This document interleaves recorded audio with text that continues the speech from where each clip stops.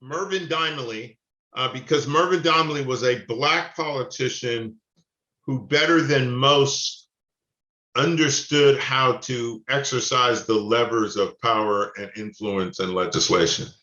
So as a tactician, I really, and I tend to gravitate toward people like that. I tend not to gravitate toward people who take an ideological position. I considered myself much more pragmatic. During the course of my career, I viewed myself more as a legislator than a politician. I had very few press conferences. I wasn't seeking that kind of attention. I wanted to get stuff done.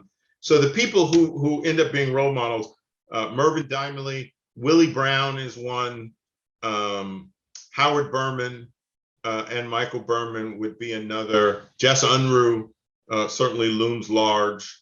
And he was a mentor to both Willie Brown and Mervyn Dymally, so that value.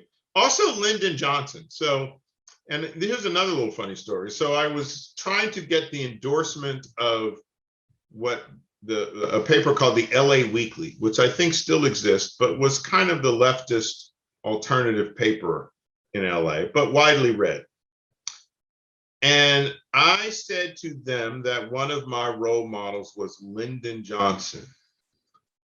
And they were completely aghast. I mean, when they ended up writing the article, they just beat me up about how could I be so enamored of this backroom politician.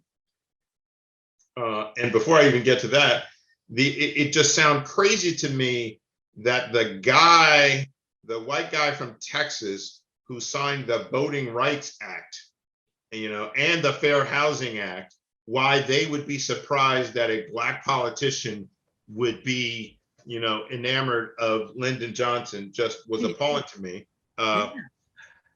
Also is an example of sort of white left-wing gaze. It's called white gaze these days. I don't remember what we called it then, but sort of they couldn't get past the idea that he was, a backroom politician. But I actually respected the backroom politicians because they got stuff done.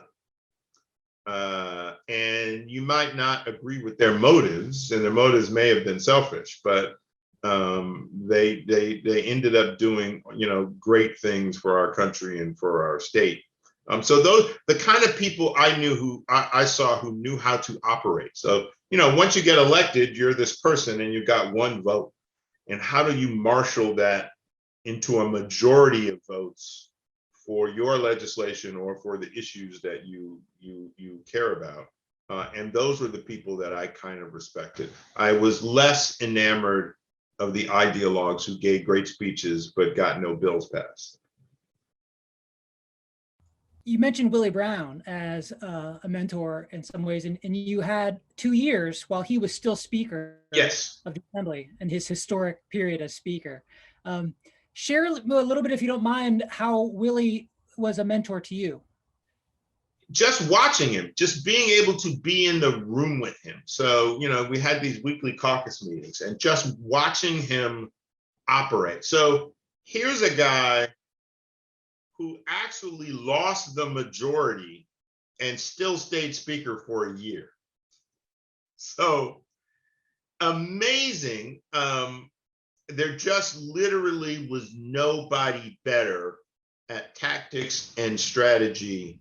And he had been the focus of efforts to get rid of him for decades, it seems like. And he beat back every one of those. And not only did I watch him with this feat of staying Speaker, and then essentially manipulate the leadership of the House for even the additional year that he was there not being Speaker. But you also figured out how he